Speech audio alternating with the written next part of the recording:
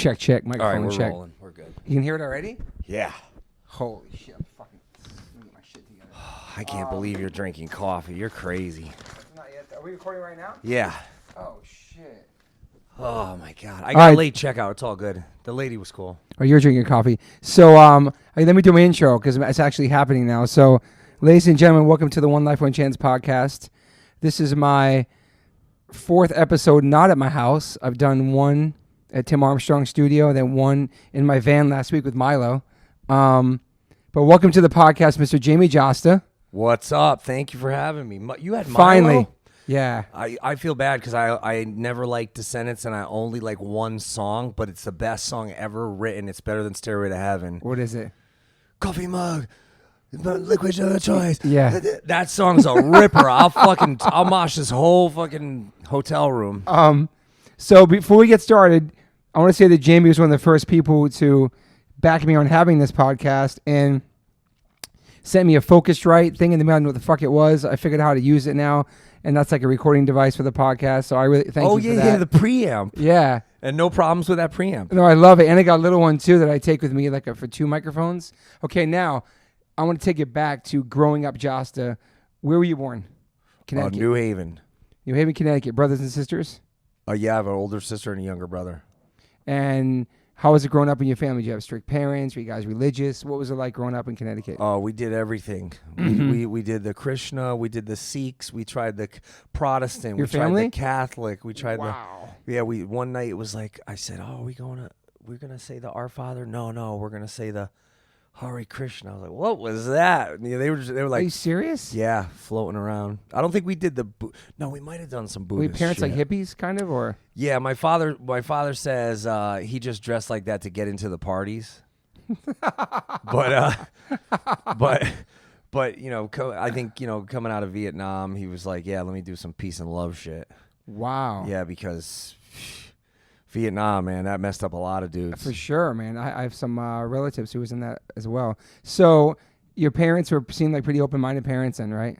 Oh yeah. They tried, like they're just kids. You realize that nobody's a fucking adult, Yeah. especially anybody raising a family in the late 70s and the 80s. Yeah. They were just kids trying to find their way too, Yeah. So how were you in school? Oh, school was shot. But now, what's funny is I was talking to Rusty about this. Okay. When I saw you guys in the Czech Republic. Oh, yeah. He was like, you know what, man? All of us and all the people like from, his generation and a little bit younger, he's like, it was all undiagnosed ADD and ADHD and 100%. right? Yeah. And I was thinking about that. Shout out to Rusty. I was we're thinking all about super that. hyped kids, I think, right? Oh my God, they were telling me that I would freak out like going to kindergarten, and I would be like, they try to get through the door, and I would hold like all the walls, like trying to just like it couldn't get me through the door. Mm-hmm. Like no, and I would be like, fuck that, no way, and then seriously, every year was like torture until 9th grade, and then I was like, no, I'm done. I'm out. You quit school in 9th grade? Oh yeah. Holy shit. Okay, so we get. I was doing gigs already in 8th grade. Okay. I did a show in 8th grade. Okay, so let's rewind. So you hated school the whole time. Oh my God. And then you found music. That kind of made you want to leave school. I found music real early. My parents had vinyl records, and then we had Sick. They got me like a cassette thing. You know what? I was talking about this the other day.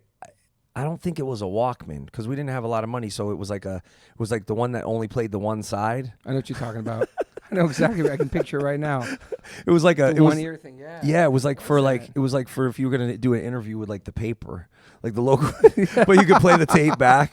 I know. I can envision what you're talking about. But then, like when work was good, like because my father would do painting or he would do general contracting, or then I remember my mother got a retail job, and then when money would come in. Then it was like we got the Walkman, not the Sony, because I remember whatever brand I had, the kids were like torturing me about it. Oh, you got that? Damn. That was how they were. Like I didn't have the real cons. I had the ones from Edwards food stores with the fake circle. Fake Converse. Wow. And they would be man. like, "Yo, you're fucking. You got the Jeepers. You got the Jeepers.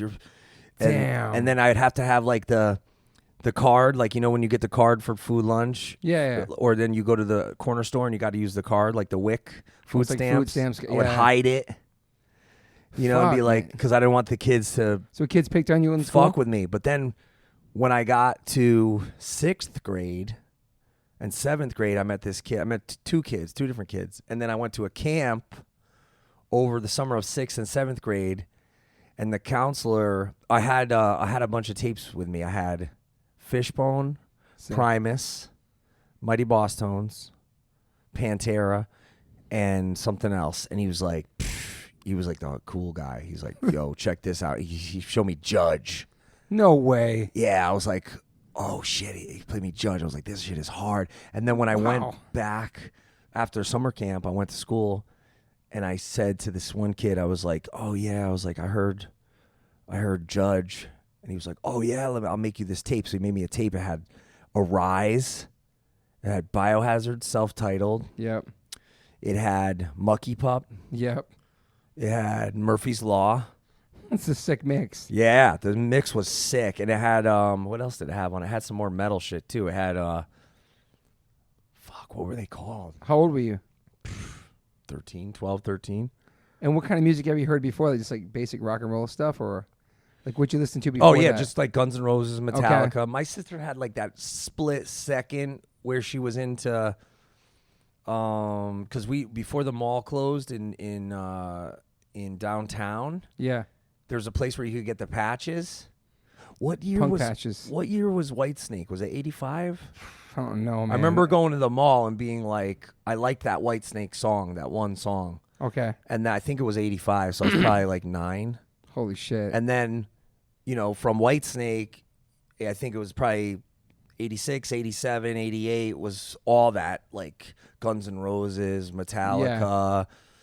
And then 90, probably 91 was when I got into when I did the camp and then got into the camp. The other shit. What year did Damn. What year did that Primus came out? That might have been 90 or 91. My name is Mud. No, the one before that. Okay, before that. Yeah, because once they got big, I was That like, was oh, no, it's huge, too yeah. big now. Like, you I know don't what I mean? Yeah. So you listen to all pretty much all types of music. Then you heard the Judge. Then you get that mixed cassette with all those bands on it, right? Yeah, but also we had a public access show. Okay. This is before we got the color TV. Okay. Like we had the black and white TV, and so when we got the color TV, we got cable. But Okay. on the black and white TV, we had the local public access, and I saw Queensryche. I saw Suicidal. Sick. That Joined the Army tape. I played that fucking tape. What year was that? Was that 90? It was early. It was before that, man. Had to be like 80, 88 maybe. I no? probably got it in 90 though, because Yeah. Rhymes Records, I could take the Q bus to Chapel Street and go to Rhymes Records. So And, were you a skater too? I mean, I hurt my knee. I was like a wannabe skater. Like once I hurt my knee, I was like, well, I can't do shows and I can't, I don't want to. Yeah. I got to do one or the other because I was already in bands at 13, 14. So what was the first band? It was called Dreadnought, but then I think What's it called? Dreadnought? Yeah, but then I think we found out there was another band or something, so we tried to spell it a different way. And you sang in that band? Yep. And did you want to be a singer at that time? We just loved the music. It's like I want to play music. Like what was? I just grabbed the mic at their practice and was like, I'm gonna do this. Wow. Yeah. And before that, were you like were you getting good grades in school, or you just fucking hated it from day one? I just hated it. But did you do good? Did you try to do good? I think I did okay up until like the 6th, 7th grade. You play sports too? Yeah, actually, you know what's fucked up is I think I have a different opinion of weed now. Okay. I don't think weed is bad. I don't even look at it really like as a serious drug. I know some people think it's really, because it's so powerful now. Yeah. That it's really dangerous. Some people are. I mean, I get letters from people that are like, "Yo, man, as for someone who doesn't drink, you really should, not talk so positively about weed." But I'll say this: like in the 9th grade, we didn't have a gym at our school, so you had to be bused to another school to do sports. Wow. Okay. Because my school was in the inner city. Yeah. And it was for like kids that weren't doing well in the normal system. Okay. So, and then I would see like the jocks, they weren't like mean to me, but I had more in common with like the punk rockers and the you know, sort of like the misfits and the artsy and the weirdo people. Yeah.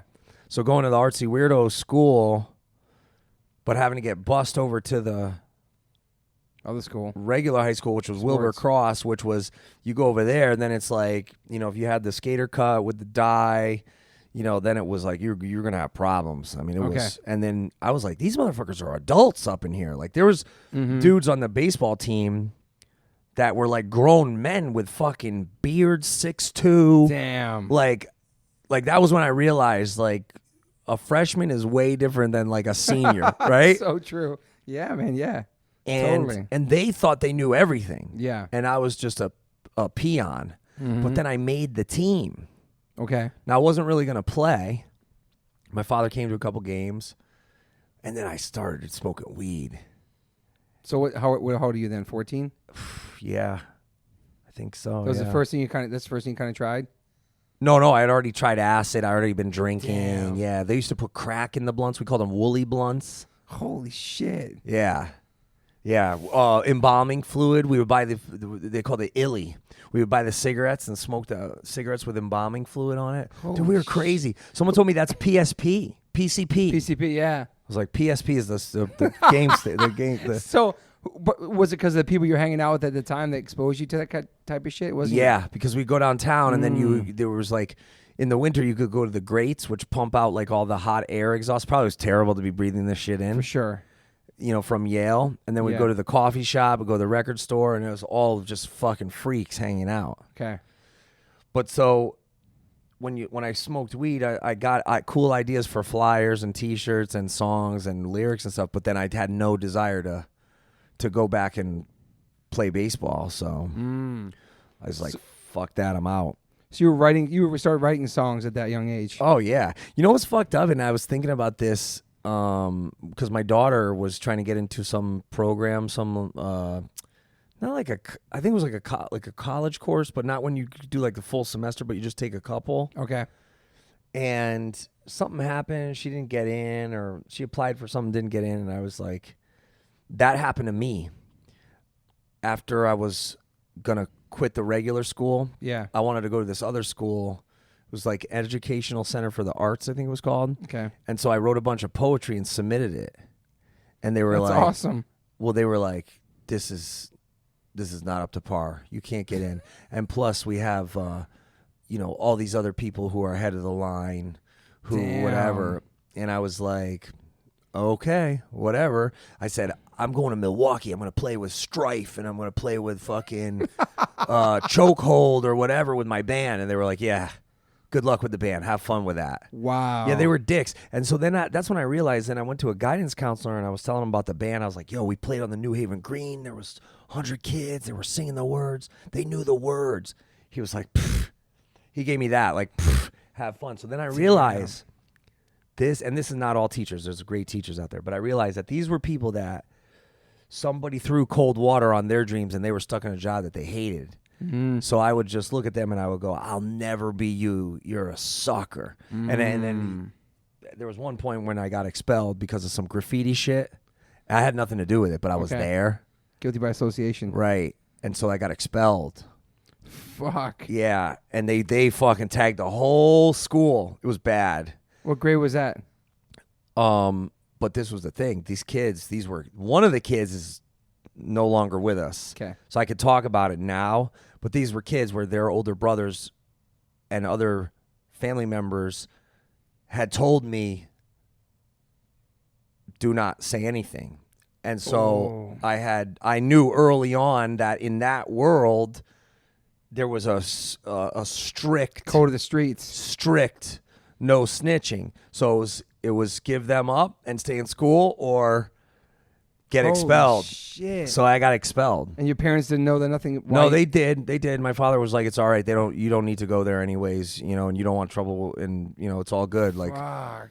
You know, because my father had grown up, you know, in similar situations and knew, and especially out of Vietnam, you see what a lot of those guys had to do because reintegrating into society was hard. So I always kind of felt a little out of step with normal society. Pardon the pun there. Yeah. No. Did you ever get him on the show? Yeah. He's anti-mosh, so I'm not down. I don't back him, but okay. But in a way, I have to thank him because there would be no Hatebreed without him throwing us out of the show. We might as well get to that right now because I know what you're talking about. Yeah, because we were psyched. All they said was, "Yo, it's members of Minor Threat." Okay. So we're like, "Really?" So we go to the show. We think it's fucking gonna be. We can't believe it. We think it's gonna be stage diving. Yeah. We think it's gonna be hard pitting. Oh no! This was girls with armpit hair and Food Not Bombs table and you know, and nothing wrong with either of those things. But they looked at us like we were cavemen. What year was that? Probably around the first time they played it, or maybe 91, 92. That was in Connecticut? Yeah. They were like, you get the fuck out. Don't stage dive. Don't push anybody. Don't invade any personal space. That was the first time I heard safe space. Wow. Yeah. Shit. So You I was guys like, super bummed? I was like, yeah, Fugazi sucks. I was like, this sucks. I was like, I'm going to start some fucking hard shit. I have motherfuckers diving off the fucking PA, diving off the balcony. That's what inspired you. Yeah. Holy shit. What was the band you at that? What band were you in at that time? At that moment? I think I was in Jasta 14 at the time. Yeah. Let's rewind a little bit too, because so we opened for Sick of It All. Okay. And I had briefly, you know, saw you and I think That's Tim. right. That's right. And we were like, oh man, those are those guys from New York. They're cool. They got tattoos. Like they got like cute girlfriends and like, you know, they're like older, you know, like, and like people would like throw down at the show. Like you could go and you'd be like, oh, this is a little scary actually. Like, oh, Back this then, guy's going a little too hard. Like, oh, maybe this is the shit Fugazi hates. And then I'd go back to, you know, like downtown or the record store, and then I would hear like, that's when I started realizing that there was corny shit in the scene, like Fugazi, and I no disrespect. I'm just saying as a, you know, as a 14, 15-year-old, I'm playing fucking Arise and Biohazard self-titled and Just Look Around on my fucking one-eared Walkman. And so I'm not trying to hear about fucking Born Against and fucking Fugazi and that shit. That's when I There's a bunch of different parts of it. Yeah, I was like, this shit's so segmented. You got the whiners. That's what I looked at it as, like whiny shit. And then I would do shows at a collective called Studio 158 where they have to like vote and they're, you know, and then I saw it as I wanted to do my thing. I was like, there's more rules and more fucking whining in this than there is at school. And fucking No, I got you. Yeah. So and there was a lot of great people that put on great shows, but you know, you put on shows young, right? Yeah, and I was like, I always respected their work ethic. Like I always respected Fugazi keeping it real to the point with like the $5 shows. But I was like, yo, I got fucking bills, man. I don't live with my parents. I got a daughter on the way. Like by that point, you know. Oh yeah, how old were you? Flash forward 5 years. Yeah. And I'm about to be 20, and I got a daughter on the way, and I'm like, I need to fucking play a $15 show. Yeah. And sell some shirts for $15. And then, you know, and then you see the whiners and you're like, well, yo, I'm trying to do what I love. Like, are you going to support me or are you going to fucking stick to all these rules and all this shit? Yeah, that's a good point. And, you know, you were able to balance it for a long time both ways, but they turned on you eventually too. Sure, yeah. You know, and then never to your face, obviously. Right. But you know what I mean? Yeah. You do all this shit and you set up 100 fucking $5 shows and I did shows for all those whiner bands. Yeah. And all those people that then they weren't even grateful. Like you would have had a fucking day off, motherfucker. Yeah, you put on a lot of shows. It was like a skate ramp in there too, right? Was it a skate park? I did every venue. Yeah, we played a bunch of shows. You put a bunch of shows on for us back then, some of the first shows. How long did you book shows for? Years and years and years. Yeah, and so when were you officially out of school? Was it 9th grade? That was it for you? Yeah, I think I tried to go one month in the 10th grade, and then it was. But then I did get there was a place in West Haven that said they would give me my GED. Oh, wow. So I went and got the GED. That's awesome. Yeah. Well, your parents... They were really kind of like insisting on that. I was already living on my own, and my mother was like, we were kind of estranged at that point. It's all good now. It's all water under the bridge. But at that point, my father was in and out of the VA, with PTSD from Vietnam. Yeah. So I lived with Desi from Mine War. Okay. For a little bit, and Brian. Desi went on to be in High on Fire. Okay. Then I lived with these other dudes. I would bounce around, and then when my father was finally like getting his life together, got a job, we moved above my grandparents. Okay. With my 2 uncles, so we lived above them. Then my father met a great lady, Kathy. Shout out to Kathy. We moved out of the city, which was great because then I could focus on the music. Yeah. And get away from that whole circle, which at that point, a lot of people, there was some other shit that went down too that we were witness to that we had to not talk about. And yeah. What's crazy too is one of those guys in this one incident that had happened where we weren't supposed to be at this party. Yeah. And something bad happened. I seen him like 15 years later when he got out. And he came to Irving Plaza. Damn. Yeah. Holy shit. Yeah, so like just things like that you don't realize. Just wrong place, wrong time. It could change your life forever. Imagine the internet back then or phones back then or cameras. They tried to cancel me. Did I tell you about that? They tried to cancel me for some shit like from fucking 25 years ago or they tried to get canceled. They tried to cancel you. And they kept bringing it back like every 5 years. Like anytime I got like any big gig or anything, they would come out of the woodwork. And so now, about something back then. Yeah. Wow. Yeah. And so now it's funny because when I see them going after people, I'm like, who's they? It's the people that like to go out and cancel people. Yeah. I'm like, it's the cancel generation they call it. Yeah. Well, Kanye West is canceled, like stuff like that, right? Like it's like the new generation of whiners and complainers. Okay. It's like you're focusing your energy on someone who's not your real enemy. To a certain extent, of course, everybody's got some sort of dirt. Are we gonna go fucking dig it all up and fucking be like, hey, don't let them tour, don't let them play this venue, or are we gonna focus on ourselves and worry about our own shit and our own little inner circle that instead of trying to tear people down, lift the people up that we can? Yeah, I agree. But it is super disappointing when you try to lift somebody up and then they fuck up. Mm-hmm. So you got to, I guess, just work on, yourself.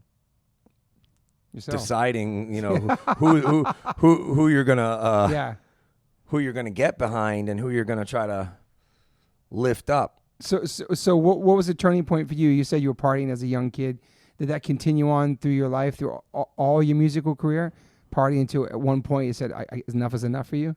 Like, what was it for you?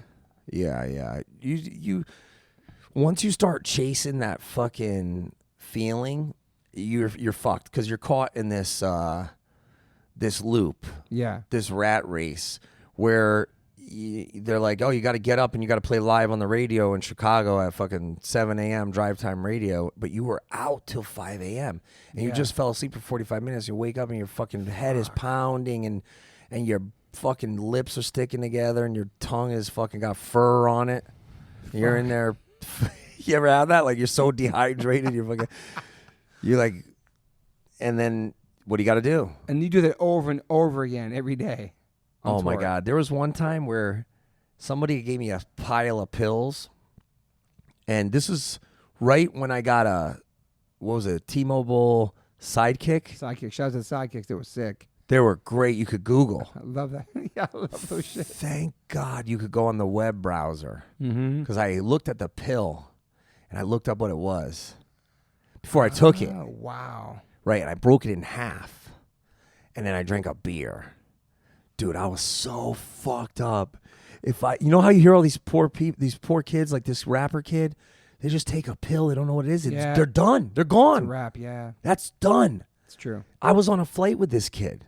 He was I seen his name up in the thing because he was ahead of me on the upgrade. I was like, fuck this motherfucker. He's going to get my seat. And then he did. And so I asked my daughter, I go, who's this kid? I know he's a white rapper. And she's like, oh my God, he dates, he dates, Ariana,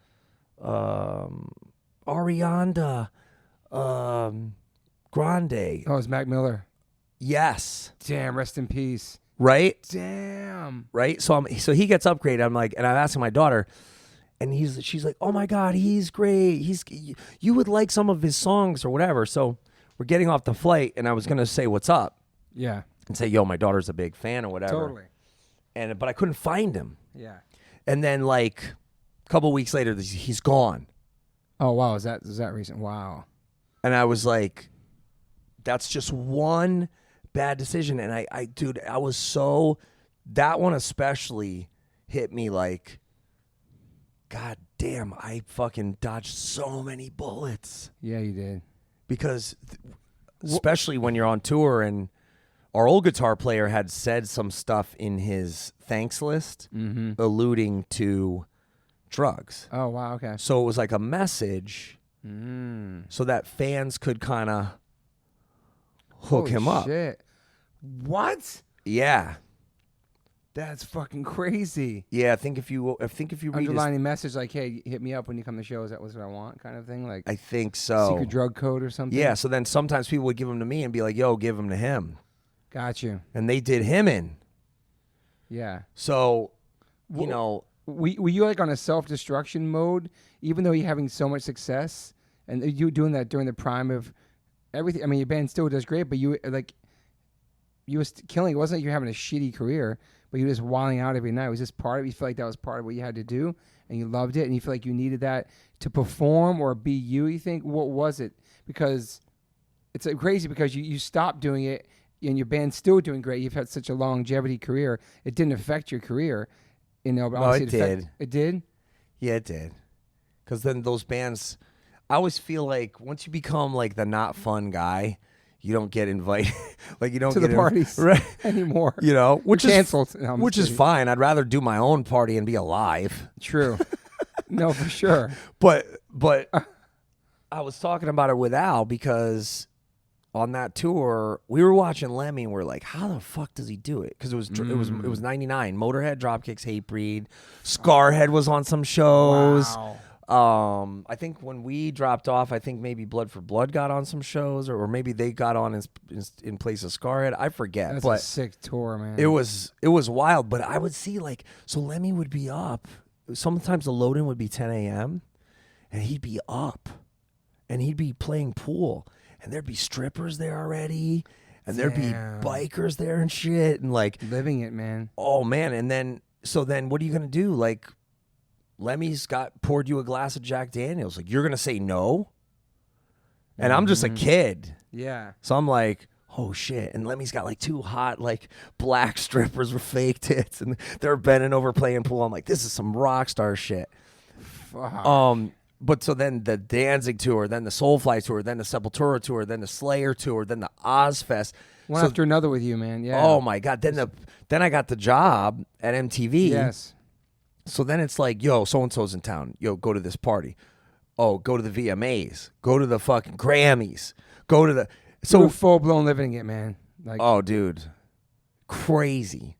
Like nonstop. Like I came from sleeping. Japan. Yeah. My daughter, my mom, and my girl flew out. I had partied so fucking hard in Japan that when we got to the Grammys, we walked the red carpet with my daughter. We shared the limo with Slipknot. She was scared. She had her little white dress on. She was like freaking out, looking at Clown, like, oh, no, wow. Daddy, no, Dad, I don't, they look scary. That's amazing. We walked the red carpet, and I'm still bombed from Japan. Fuck. We meet Bonnie Raitt. We meet Paul Abdul. I met Duff and his wife. They were all like, oh my God, you look amazing. Who's your date? You know, like me, like my date is my little daughter. Yeah. So I couldn't even go in. I wanted to see Slipknot win so bad. We lost to Motorhead, so it was okay. So we saw Lemmy and we saw Mickey D and Phil, and we were like, yo, if you're going to lose to anybody. Which album was that? Well, they won for a cover. Yeah. So that was kind of like, damn, it was Rise of Brutality. But Yeah. so then For Live for This, right? 2004. yeah. Yeah. So then we get back to the hotel. I see Biz Marquee in the elevator. Sick. I'm so fucking hungover. I'm so miserable.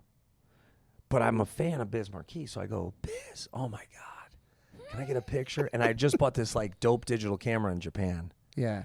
They always had the cameras. The advanced cameras always over there. Yeah. I said, yo, I'm in like, and I'm fucking shot. And I did, at that point I had cracked a beer, even though I said I would never drink around my daughter.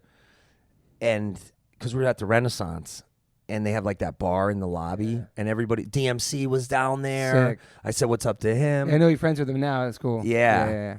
And so I get in the elevator and I said to Biz, like, oh, I want to get a picture. I was like, yeah, we were nominated. Where's like some metal shit? Like, I don't know if you would like it. He goes, why wouldn't I like it? Yo, like he got mad, offended, like real quick.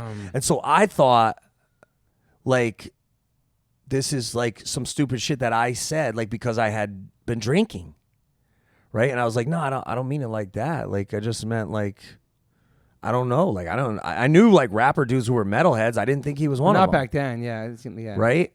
But then I started thinking like, yeah, like KRS is down with Sick of It All, and like, you know, Anthrax did the shit with Public Enemy. But would he know that? I don't know. I don't know. Yeah. But so then we got up to the hotel room, and now I'm like overthinking.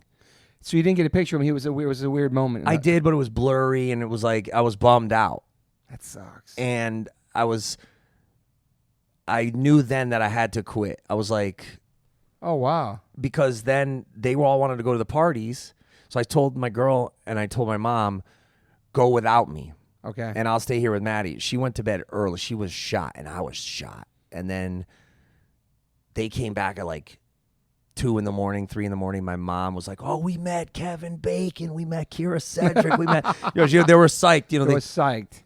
They had a really good time at the parties. So, but I was so shot that I tried to go sober that time because I was like, my daughter cannot see me wasted.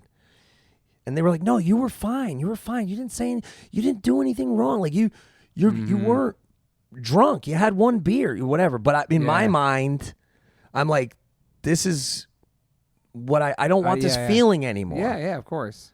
Because and that's when I realized, and this goes back to what Rusty was saying, I had this weird deficit. Like I had this weird, like my attention would go to one thing and I would hyper focus on the negative. And then what would help me not do that?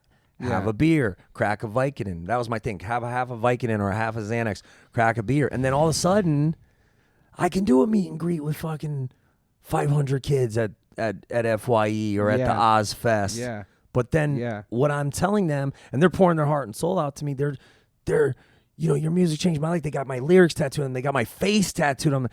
And I'm having to give them a disingenuine, booze-pilled response because the pressure is too much. Yeah. You know? But you put the pressure on yourself a lot. Well, obviously mentally, right? Like, well, right before that, I had tried going sober one time as well. Okay. Right after Metallica played Perseverance on Headbangers Ball. And then I got the job. Okay. Then I interviewed them. And then I saw that James could be sober because he's like, look, if I can do it. Yeah. So then after that cycle, because on that Rise of Brutality cycle, that was... Yeah. I went back to drinking. I toured with Vinny and Dime. What are you going to do? You're going to tell Vinny and Dime no? Mm-hmm. Right? You're just in it, man. Yeah, you're like... Then I saw them again. I saw Metallica again. Yeah. And James had put Perseverance on his iPod. Sick. And I was like, look, he's in the biggest fucking band in the world. I think my meet and greet is challenging with 500 kids. Yeah. He's got fucking thousands of people chasing him around. He can't go anywhere without people up in his face. He has to have security around. I'm like, totally. I'm like, my problems are nothing. Like I can do this. And then by the time 06, end of 05, 06, then I was like, all right, I'm done. And I haven't touched booze since. Since 2006. Yeah. It's fucking 2005, amazing. 2006. I think you started doing like marathons and shit too, running and shit, right? Weren't you? I did. Well, not marathons. The most I ever did was a 10K. I did. Still awesome though. I did a lot of 5Ks, 10Ks. I did that, obstacle course shit. So I got to get back. I have to get back on that. Is it a struggle still? I got a little disenchanted with some of it when I learned about the charities, like, and how much the people were taking. That was even with my sister, I don't want to say the charity. My sister did like a 50-mile walk. Something crazy. Oh, for those kind of charities, I got you. Yeah. And then I had heard like what the CEO I'm like, yo, you're a charity. You're taking that much fucking money off the top? Yeah, that's shady, man. So that I got out of that. I got out of doing all those races because that was my thing. Like I was like, I'm going to do this, but I'm not going to do it just for nothing. I'm not going to go run a fucking 10K on my own. If I'm going to go do that, I want to inspire somebody else. I want the money to go to somebody. Yeah. But yeah, so I got to get back into that. Yeah, so you're sober since 2006. How many years? Well, no, I don't want to say sober because I've taken like, a space cake in Amsterdam or all right. I had the fucking weed popcorn You're in San drinking. Fran. You haven't drank. Right. That's huge, man. That's huge. Booze is evil, man. I don't want to be on a preacher shit right now, but I think in 10, 20, 30 years, we're going to find out that we were lied to. We're going to find out that it causes much more than just dementia and liver failure and different sort of cancers and I guess you say the same thing about the meat industry too. 10 years from now, I really do, man. I think it's going to be like how cigarettes were. 100%. And I know people are going to write me and say, well, you took a fucking huge Jägermeister check and you took all these fucking checks, and I did, man. And I you know what? At least I used the money for good. Mm-hmm. At least I saved for my kids' future and shit. I don't like it. I don't like the fact that maybe people left the show and fucking drove off a cliff or fucking beat their kids or beat their wives on fucking booze. I don't like that. I don't like thinking about that. Yeah. But it's not my choice. Yeah. No, for sure. And you party a lot of your life anyway, so it's like you experienced all that, and to get like a Jägermeister sponsor or something like that to help do something positive with it makes that doesn't make sense. It makes sense to me. You know what I mean? Well, that goes back to like how everybody's like in everybody else's pockets and trying to find the hypocrisy. You know what? I remember I was living above my grandparents. My dad was in the hospital. My uncle was smoking crack. My other uncle has cerebral palsy and, was just trying to keep a job and just trying to pay the bills and, just have some dignity and decent way of life, right? And Earth Crisis came to stay with me. And I remembered here and there conversation, like just how everybody was just fucking just in their business, like looking at what they ate, looking at what they were wearing, looking at their sneakers, just trying to find the hypocrisy. And even before the internet, they were getting ridiculed like that. Oh my God. Yeah, man. And then when I set up the show, I had pro-choice people coming. They were going to try to shut the show down because they thought Earth Crisis was a pro-life band. Damn. And all this stuff. And I just remember thinking, like, this is not how we get ahead as a fucking society. People putting meat in their doors of the cars. Yeah. All that shit. And trying to like smoke in the front row and blow the smoke and shit. And I'm just like, and so now that this type of stuff is still going on where everybody's like trying to one up each other, it's like we've come so far in certain areas, like our collective consciousness. But then in other areas, it's like reverting back. Yeah.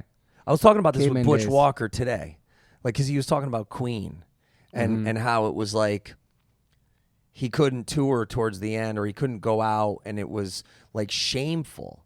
Yeah. And I thought, God, it's so amazing that as humanity, we've come along now where if somebody was suffering like Freddie Mercury was, if they were suffering like that now, we would rally behind them and be like, no, get up there, play the piano, do what you love. We're not judging you. Love 100%. Who you want to love. 100%. And so in that aspect, as a society, we have... Some of us have, evolved and been open, right? Yeah. Because we'd be like, look, there's such a finite amount of time we get on this planet. Your songs are amazing. You're a great person. You made mistakes like everybody else, like, how they show in the movie where,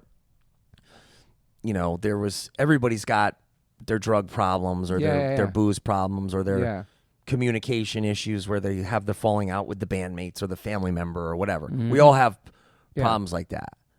But if you had the chance now to see someone who's a great artist, whose words or voice or music made your life better, bunch of people, man, you would rally behind them no matter what the societal sort of stigma was. Did you see The Joker? No.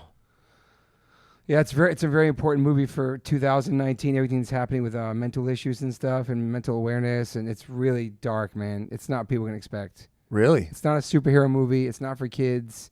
It's like real life shit. Yeah. That's why people are really connecting to it. I walked out I walked out completely numb. Just the whole thing is really heavy. Really? It's important. Yeah, it's a really important movie for people to see. See, I don't know if I'm gonna go see it. I don't know. I gotta wait till I'm in the right headspace. Yeah, it's not what you expect. Because when I was at like my lowest, I used to I have a buddy of mine. He would call me to like check in on me, be like, "Yo, how you doing? How's everything?" And I would be like, "Yo, I would say, just trying to stay off the evening news, man. Just trying to stay off the evening news." I like that. Right? And that would be my thing. Like, if I could just stay off the fucking evening news. Holy shit! So like that movie makes me think of that. Like, like.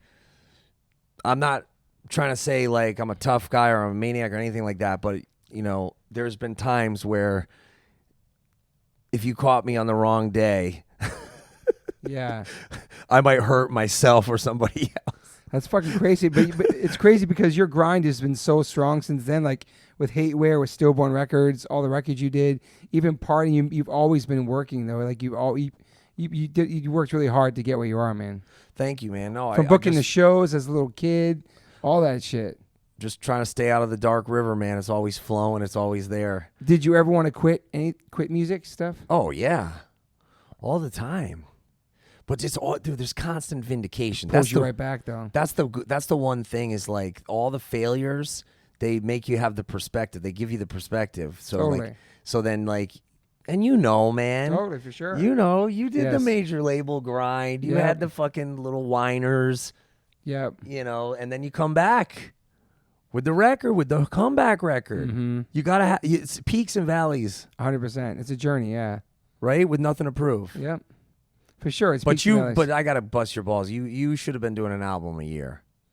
I know. We slack on the records, man. If you had been doing an album a year, you left so much money on the table. Not that money's important to that extent, but I'm just saying, like, now with these bands that are dropping an album every 18 months. I know, man.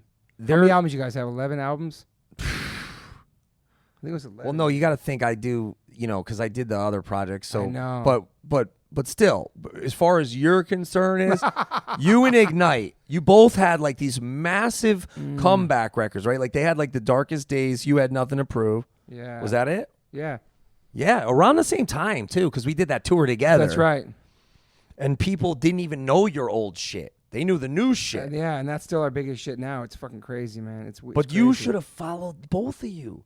You should have followed. We did. That we up. took a long 6 year between. Yeah, we took too long. I know, man. So what is your cycle? That's the ADD.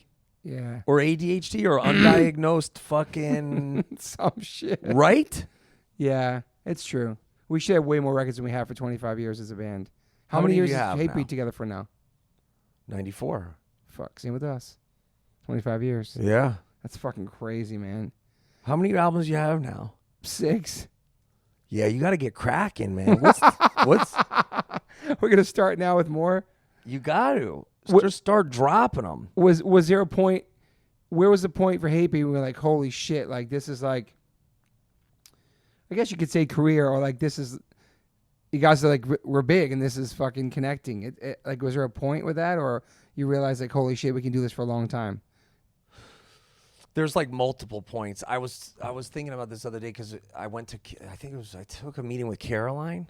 Okay. And I remember thinking, Caroline's still around. That's crazy. Are they? No. Oh, you talking about back then? Okay, yeah, back then, Caroline. Okay. I thought I said the other day you took a meeting with Caroline. No. I was just thinking about a meeting that I took because I found like I got to get rid of storage. I think that's another thing that we have. You're a hoarder? Yeah, a little bit. Okay. I've been getting rid of it.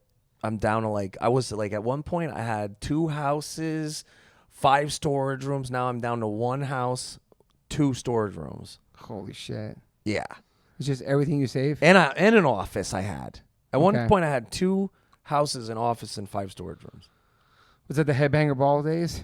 MTV days? No, it was after. Okay. That was only 03 to 06, but it was 100 Yeah. episodes. It's still great, though. Ricky Rackman was my first episode, and then my 100th episode was Lemmy.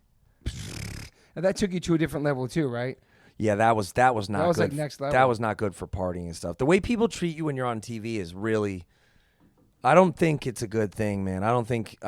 People that really, it's got to be way different now for Instagram. I think it's even more unhealthy. Then TV was weird. Like all of a sudden, like people are like, you're on TV. It's probably like what those like Instagram celebrities are feeling now, where it's like you can't even just fucking, you can't even enjoy your life. Can't go and do anything, yeah.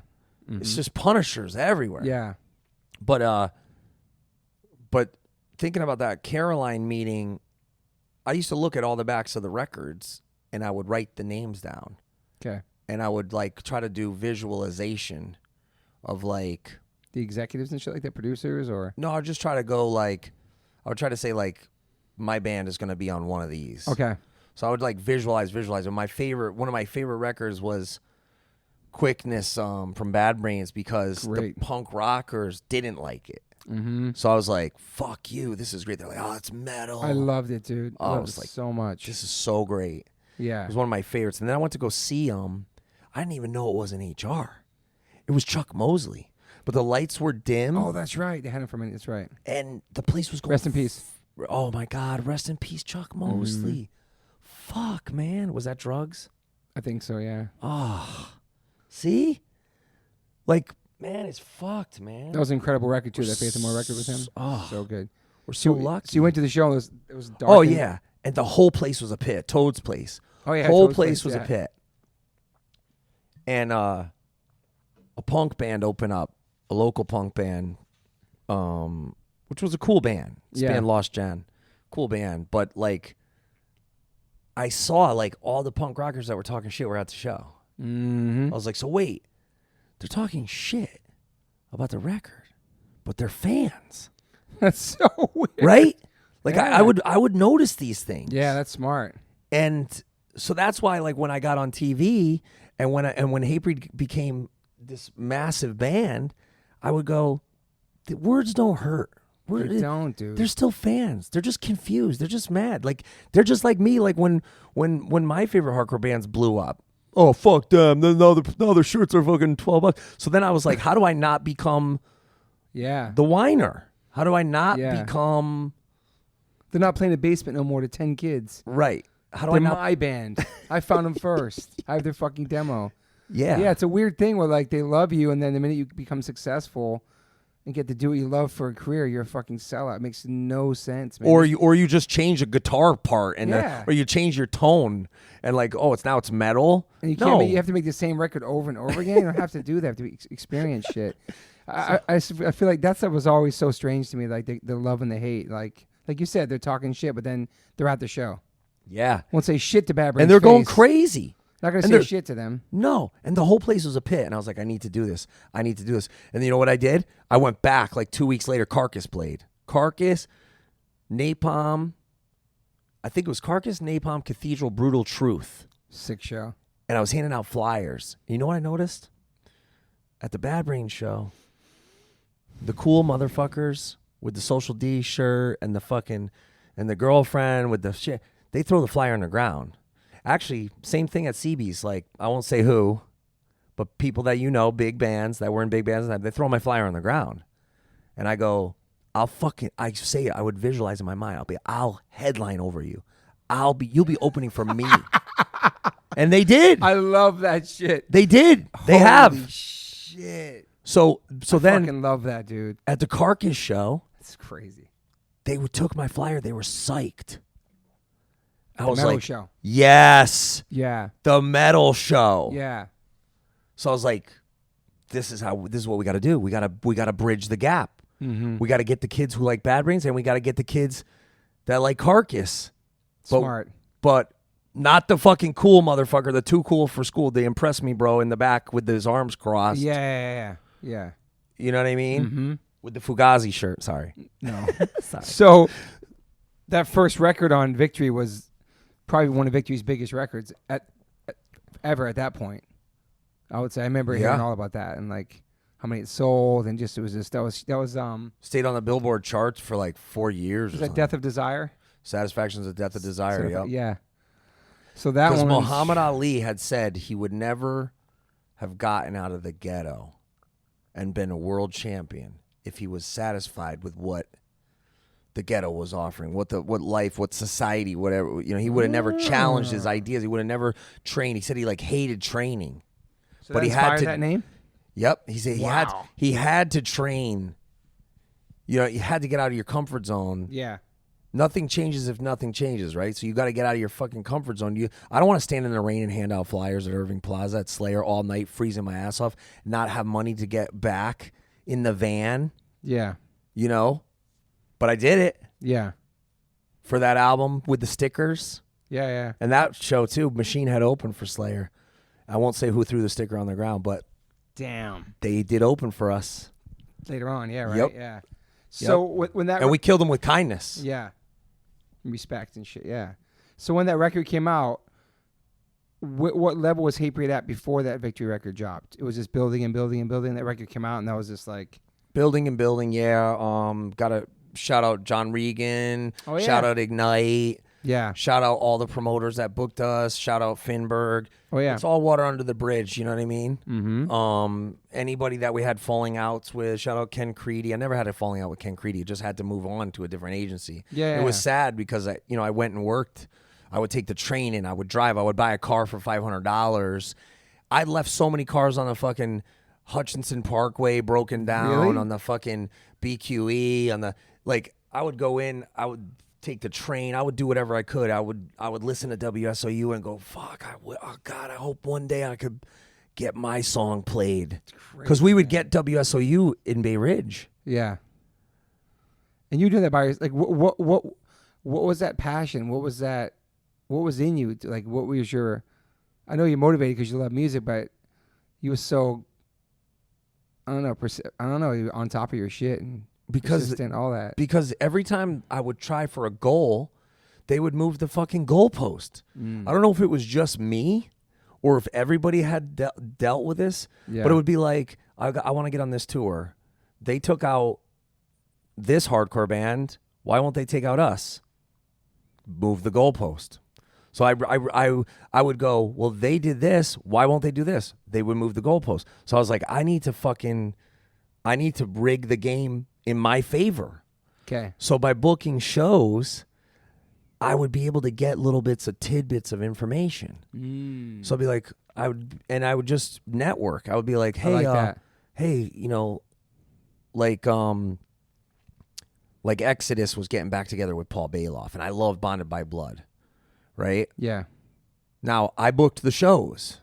Now we weren't able to play the shows because we had already been booked on another show. Yeah. But I really wanted to play with Exodus. But the other show we got booked on was Machine Head. And then Finberg was their agent. I said, hey, what other dates are you selling? Oh, I'm selling a date to Pearl Street in Northampton. I'm selling a date to Babyhead or whatever, the Lupos or whatever it was at the time. So then I would call because I had inside information. Yo, can I get on that show?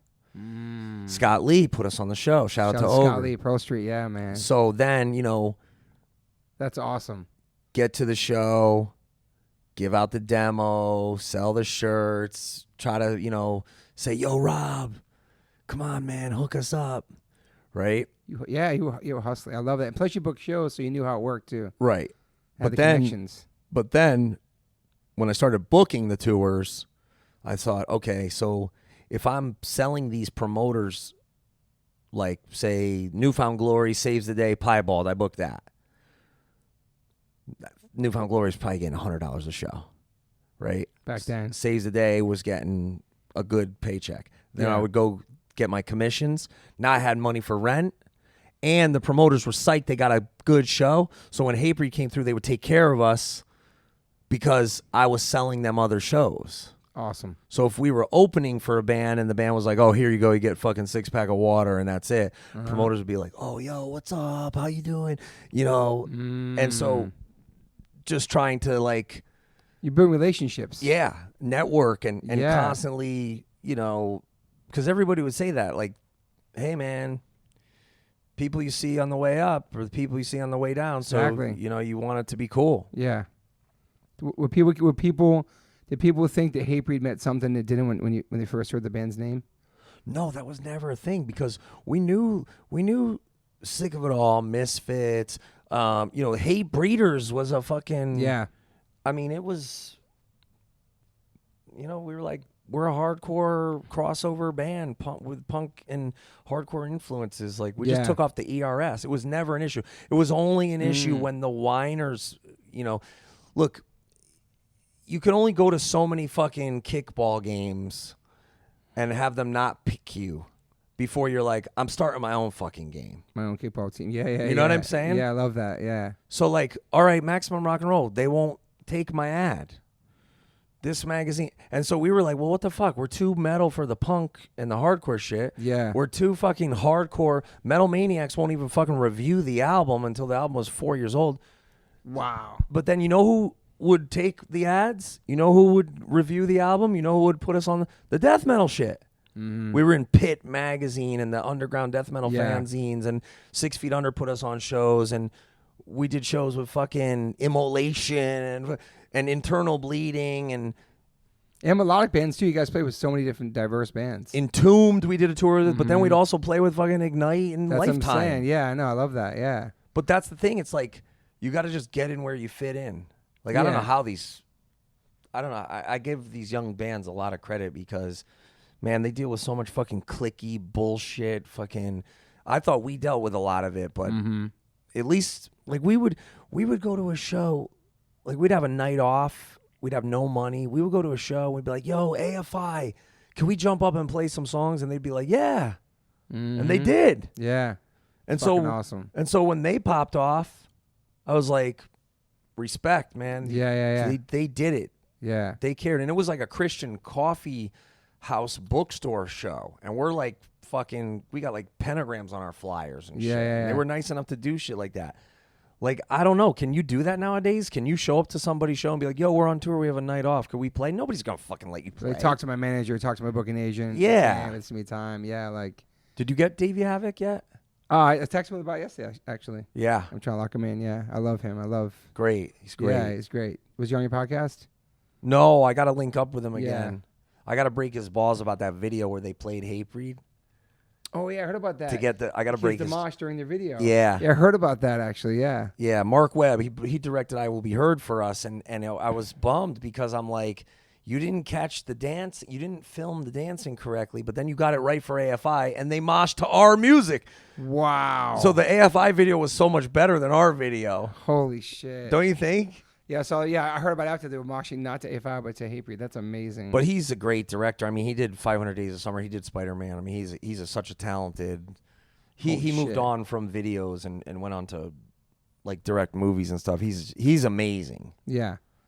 Shout out to Mark Webb. How old were you when you became a dad? Like, where were you at when you? Yo, he was shook at the video show too. At the video set, yeah, because people were wiling out. Oh, your video set. Yeah, it was Worcester. Oh, and we were having all sorts of internal band problems. I don't want to. It was a stressful situation. It was stressful. There was some really, really gnarly things going on behind the scenes. Damn. Yeah, but you know, hey, that's life. You're young. You get a good energy from it, though. Maybe. I mean, it set the fucking world on fire for us. I mean, Yeah. still, last night we closed with that song. Yeah. And the whole place is singing it. It's crazy. Can't wait till my son sees you because he likes heavy music now. His favorite band's Slipknot, and like That's great. Yeah, we had this band on tour with us, and we were like, "Yo, Toby's son loves you guys."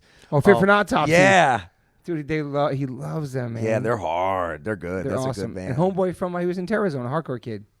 Oh yeah, Pat. Yeah. Yeah. I forgot that he was in that band. Yeah. I was like, yeah, Max, because I was telling him that I saw you guys in Europe, Czech Republic, and I was Yeah. like, yeah, Max, because Max was just hanging with me on the bus on my talking about music on my yeah. Jasta tour. He's stoked to see you, dude, because he loves that. He loved hanging out with you that time, and like, Yeah, he put two and two together that you're the guy in Hatebreed, and so like, he's been listening to you guys, and yeah, it's gonna be cool. I was like, you got good taste, man. You got good taste in music. He does. Because I love all that. He's that listening to shit. Death Now and Obituary, all this other Yeah. shit now. Love it. So what was it like when you became a dad? Did that change anything for you? And how old were you? Yeah, I was 20, gonna be 21, or no? Was I 19? Gonna be 9? You were a young dad. She was born man. in January, so I just turned 21. Wow. Or yeah, it was 4 months. And so where were you at that point in your life at 21 years old? Like, oh my God, dude! You know what's fucked up? I was out in the front. I had bought a Jetta, Sick. like with like 117,000 miles on it or something. And I was out in the front of. Shout out to Lorenzo. Oh yeah, I saw him yesterday. You did? Saw him yesterday. He's in town. No way! I gotta hit him up. Yeah, I saw him yesterday. So we're out in the front. She didn't want us drinking in the house.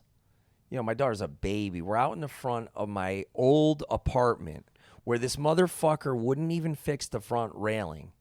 And it's snowing, it's icy. And I'm like, yo, my girl's got a baby. You got to walk down the steps. You got to fix the fucking railing, this scumbag motherfucker. And I'm like, dude, I was telling Lorenzo, I'm like, we sold all these fucking records. Where are our fucking royalties? Where is the fucking money? Like, what is going on? Like, why are we paying for fucking Best Buy? The record's 4 years old. Why are we getting charged for all this fucking, all this shit, That's right? a whole difference. Yeah. And we're in the front of my That was fucking Victory, right? Yeah, I guess we could say it now because he sold the label, right? I think I signed some. I just saw that. I don't know what. 27. I don't need to mil. be getting sued, so let's just say this. So I'm in the front and I'm like,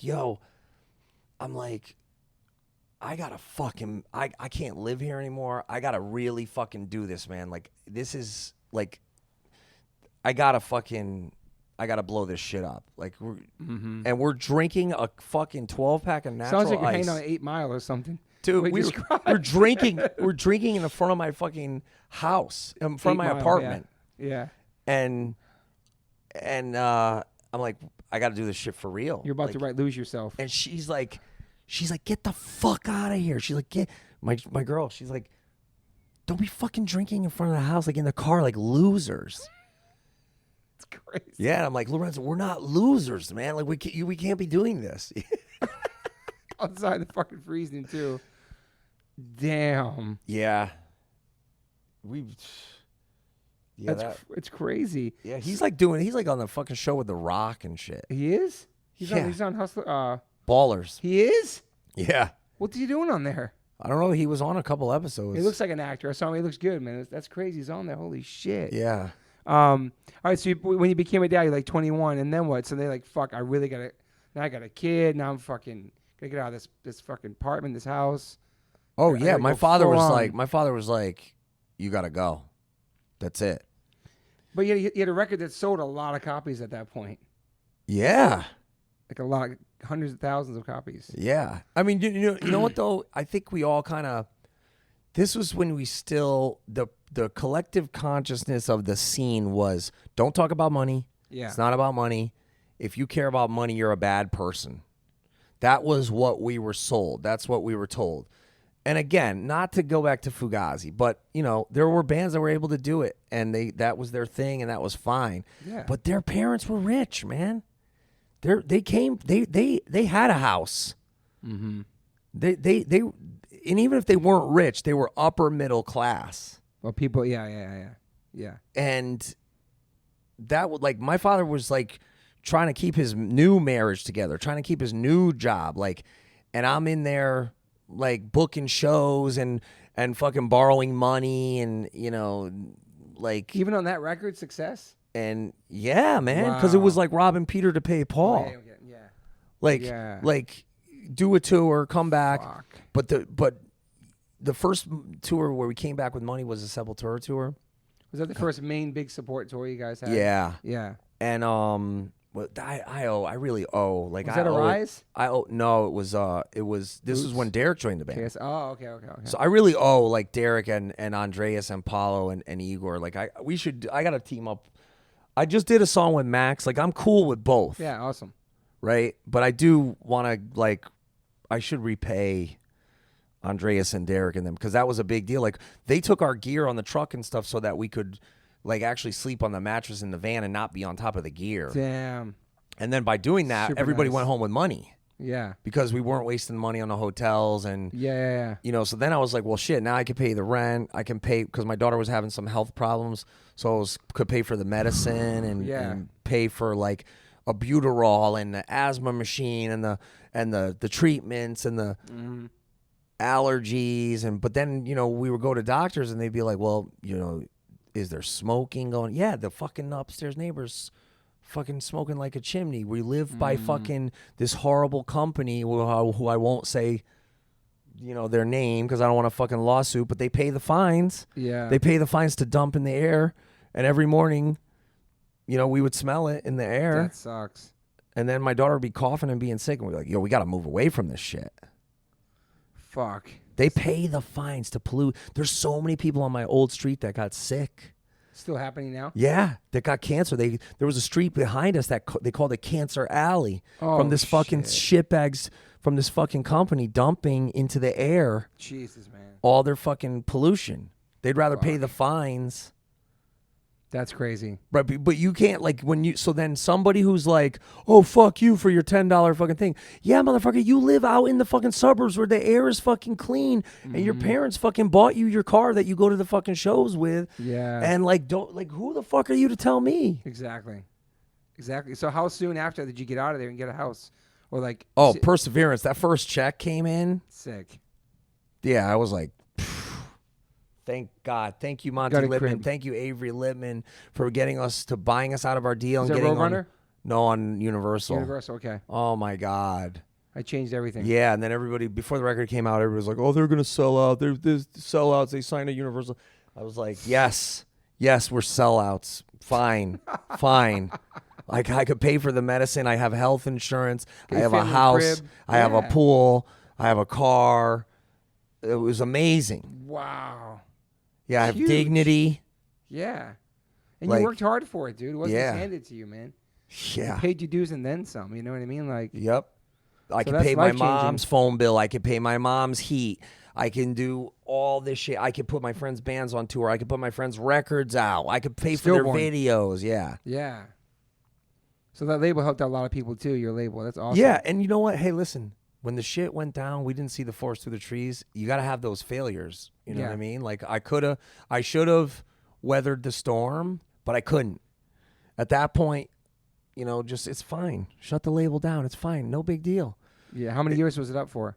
A long fucking time, man. Yeah. But that's the thing. Like, look at.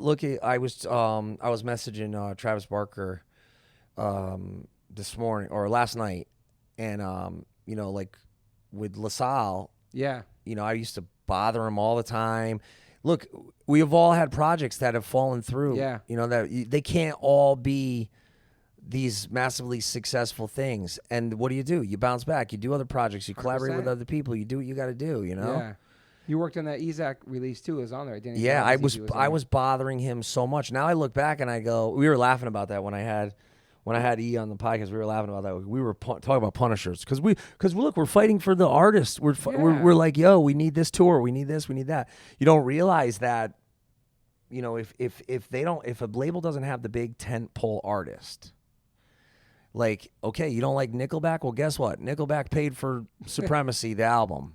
Slipknot and Nickelback. If that wasn't on Roadrunner, we wouldn't have. You don't like Godsmack? True. Well, guess what? Godsmack and Cash Money, that money gave us the money to get on Universal. Yeah. So that's the thing. It's Good like point. I could say that about Offspring and Rancid too for Epitaph. For our two records, it's because of them we got the money and got taken care of. Right? Same thing. It all trickles down. It all trickles Yeah, down. Yeah. So if you're on a label and you're like one of these guys, like, oh, why doesn't this band? You know, why does this band get all the money? Like. And I was that guy. Yeah. You know, we sold just as many records as Megadeth and Trivium when we were all on Roadrunner, but we don't get the push because we're associated with hardcore. We don't get the big budget videos because we're associated with hardcore. That's how the cards fall. Does it bother you? It always bother you or not anymore? It used to, Yeah. but then I'm like, you know what? That's how it goes.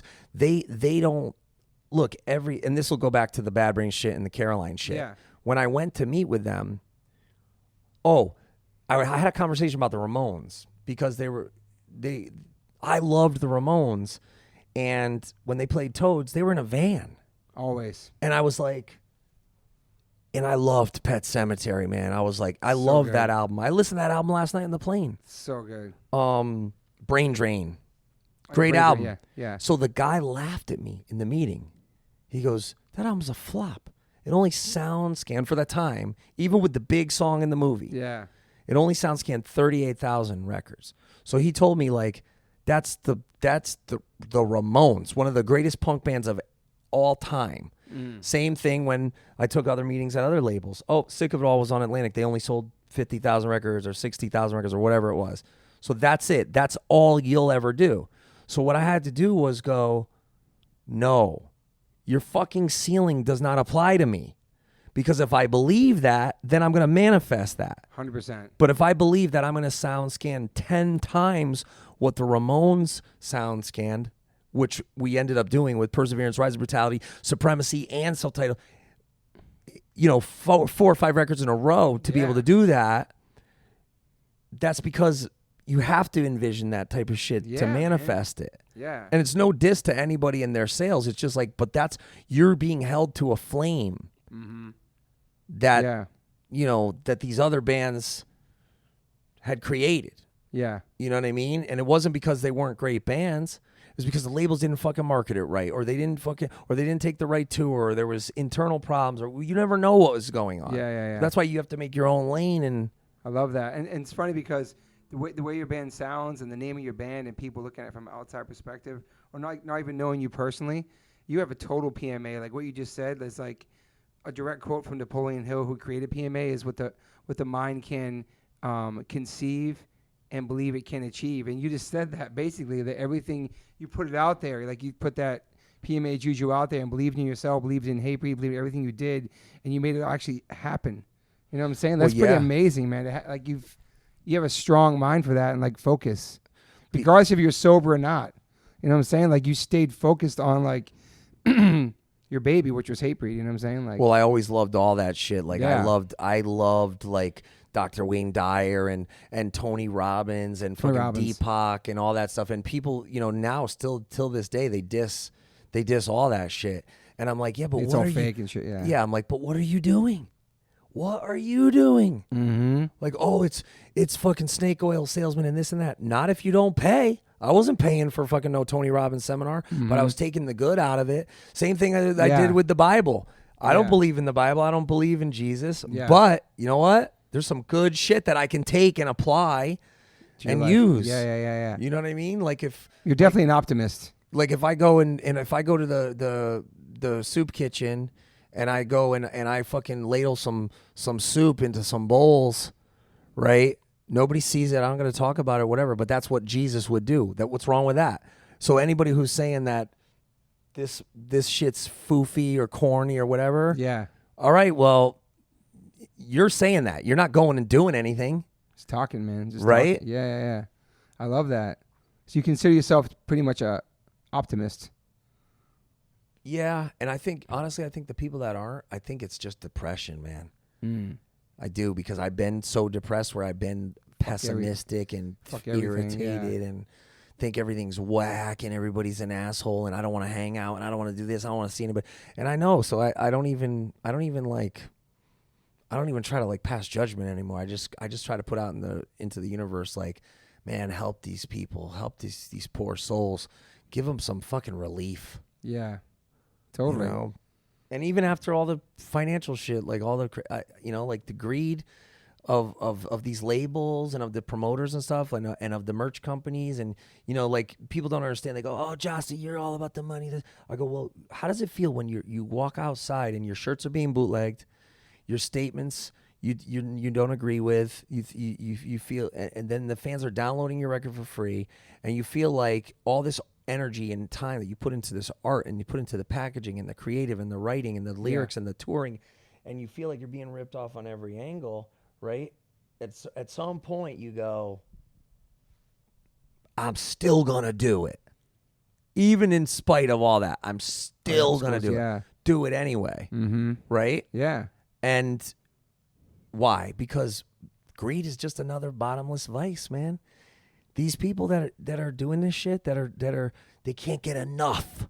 Yeah. And they're still unhappy. It's so true, man. It's so true. It's powerful shit. Right? Yeah. That's crazy. So okay. Yeah. Fine. Mm-hmm. Fine. Go like and we won't say where, but we've both been there where you go outside and they're like, yo, don't bark up that tree. I mean, we did one time in Philly and it kind of, it was a problem where we had to go and take the shirts and then there was fear of repercussions and they're going to slash your tires or they're going to fuck you up or they're going to send dudes after you, whatever. But you're selling our fucking shirts. You didn't do the work. You're bootlegging our shit, right? Yeah. But then at the end of the day, I'm like, you know what? If you need the money that bad, what can I do, man? Yeah. Like just hope that greed, hope that money goes to pay for somebody's fucking school lunch, Your health bills or something. or Yeah. something. Yeah. It's crazy in South America. There's so many bootlegs in Mexico and like really nice families. We go out there and we try to get some of the merch. Some of it's really dope, and you ask them to give you some of it. I'm in the band, they give it to you and shit. But I get it. It's their hustle. It's their livelihood for a lot of people, man, for sure. Yeah. What are you going to do, Do you have any regrets in your life? No. You're the third person this week that said, no, it's fucking awesome. Yeah. I mean, awesome. Like a hard no. Yeah. Look, the whole fuck you mentality, like, oh, you didn't like me moshing at your show, and you didn't do the, you threw my sticker on the ground, you threw my flyer on the ground. That fire can only fucking fuel you for so long, right? Totally. And that's the same fire that's like regret.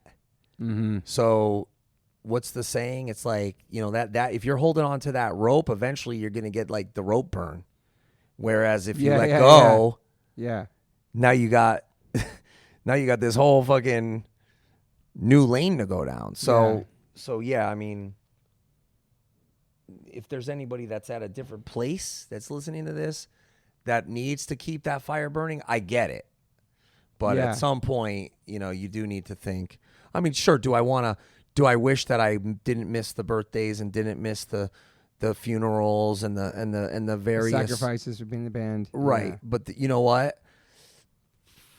I mean, just the other night, we're front row. We're at Post Malone. It's my girl's I saw favorite. the videos. It was awesome. Yeah, my girl. I knew it had to be with your daughter. Yeah, my girlfriend and my daughter, like, they're two most important people in my life, and they're so happy, and they thank me sometimes every day for the life that they have. And so, like, yeah, It's I get fucking it. awesome, man. My sister wrote me last night, was like, you've been such a positive influence in my kids' lives, so that's dope. you got to look at it half full. You can't go, oh, I missed another birthday. I missed another, you got to think, like, dude, we were on the sidelines. We're fucking talking to the players. Drew Brees was right there. I'm with my nephew. I'm like, it was amazing. I'm like, this is what major label deals and fucking Blue Apron and but also your podcast connections sponsors and your you know what I mean, your relationships, but your hard work. But do you know what I'm saying? Yeah. Like these are things that we would have Some back random, in the day. random perks that are awesome, in, like in real life with your family and like relatives and cousins, and get to do cool shit with them. Like it's like real life shit that they really love, right? Because of what you've done and built too. That we would have probably been like, oh no, we can't do that when we were 14, 15. Yeah. But now we see that life's short. Mm-hmm. It's a finite amount of time we're here. Let's not be burdened on people. Let's lift each other up where we can. Let's let the kids have a fucking good time. You're not going to your grave with it, so you might as well spend it on a fucking concert ticket or a record or very true, or a nice meal or a fucking treat yourself or a hike or a nice vacation up to a whatever, or even just like you did, like a movie, like just go to the Joker. Yeah, you know what I mean? Yeah, because there's people listening to this that probably don't have the fucking $15 to go to the Joker. Yeah, and maybe they don't have it because they're in a spot and they need to fucking get out of it. They need to get out of that spot and get into a position where they could be doing something better, where they're going to have something to show. Yeah. What do you think the key has been to your success and your longevity career at this point? Just show up. You just got Yeah. to keep showing up. That's it. I was talking to Butch about that this morning too. Like, I mean, dude, think about Butch. He comes from like Cartersville, fucking Georgia. Came out here in the glam scene. Did a record with Desmond Child. Butch Walker, yeah. Right? Then now produces Pink, Weezer, Green Day. Fuck. Beautiful studio in Santa Monica. Solo artists. Mm-hmm. You know? If he Pretty had amazing. if he had given up when the glam shit died, and oh yeah, glam is dead, grunge took over, fuck you. Remember how everybody was like relishing in that? That's when the new lane opens up. Oh, glam failed. Your record failed. You got dropped from your label. If you just gave up and you went back to Cartersville, you wouldn't be out here fucking writing songs with Pink and It's crazy, man. and Green Day. Yeah, I like that. Show up. Just show up and don't let somebody say like, oh, your shit's fucking dead. You know how many times, dude, I remember this girl, I won't say who, I know you know her, and I know you know the band she manages. Satisfaction had been out for like 2 years, and it was we Did a million tours on it. yeah, and it was like you already grabbed everybody in hardcore you could grab. And she said, your 15 minutes of fame are over. And I was like, okay, bitch, watch. Like that, but that, you know what I mean? So like, Yeah. that like, but that also That burns inspires you. you to go even harder, yeah. Right, but it also burns you in the end. Yeah. Because you can't have it both ways. You can't be like, fuck you, fuck you, fuck you. I'm going to do all this stuff in spite of everybody. You also have to pay it forward and try to be a positive person. And Yeah. Yeah. But Fuck. yeah, Butch was talking about, I don't know if we talked about this on my show or what, but he was talking about he had a falling out with Desmond Child, and then he saw him later on, and it was like they picked up right where they left off. And I'm having Desmond on my show, Sick. so I can't wait to talk about fucking Aerosmith and Bon Jovi and fucking and. I mean, think about the songs that guy wrote, the hits that guy Yeah, wrote. yeah, Yo, he yeah. wrote Poison for Alice Cooper. Oh, shit. Remember that shit? Yeah, I do. With your lips of That's awesome, venomous. man. You were too cool for school by that point. You were like, I'm not down with none. You were like, I'm fucking down with GB. Maybe, yeah. GB only. Shout out to Civ. Hell yeah. I think we Shout covered out a lot to of shit. Walter. Shout out to Walter. I emailed Walter. What's up, man? Where? Hit me back. Come Come on the show. It was that stupid shit where they put out like, quick, people, it was some stupid pull quote. We didn't mean it like how it sounded, like quicksand's not hardcore. It wasn't that. It was that it was post-hardcore or whatever it was. Oh, you did the poll. Okay. It didn't have the, so I was like, damn, I hope we didn't offend them. But I had Sergio on my show, and he was like, nah, it's all good. Yeah, But I love still haven't Sergio. heard back from Walter. So. Love Sergio. Love Deftones. Shout out to Deftones. How long we talk for? Hour and 40, baby. It's pretty good. Felt like 20 minutes. It was That's it. really great, man. I think we covered a lot of things I want to talk to you about. I want to thank you for everything you contributed to music, everything you continue to do. I want to thank you. I'm proud of you. I'm proud of you. I thank you for being you. And don't sweat these idiots on Instagram and social media and stuff. Like, just do Some you, haters. man. Just be you, man. Thank Look, you, man. like it's hard to live a life, and you're not being a burden on anybody. That's them. Their own flaws are what they see online. And that's all they're doing is they're holding up a mirror to themselves. It has nothing to do with you at all, really. Yeah. You just happen to be the photo that popped up in their feed. Totally. I like those Diplomat socks, too. Thank you, man. I tried to pitch back in the day. I don't know if I told Butch this, too, because he was like a big Ace fan. I took that loop from New York Groove, from Snowblind, Okay. off the Ace Frehley solo record. Dun, dun, dun, dun, dun, dun, dun, dun. I put a beat to it, and I sent it to Jim Jones, but he didn't use it. Really? Yeah, but that was when Jim was hot, directing videos. So you were doing beats too for a second. I just Yeah. here and 'Cause there. I know you love hip hop too. I did because I did a song with DJ Khaled. I pitched a song to Fat Joe, he didn't use. I pitched a song to Jim Jones, he didn't use. I pitched a song after I pitched a couple.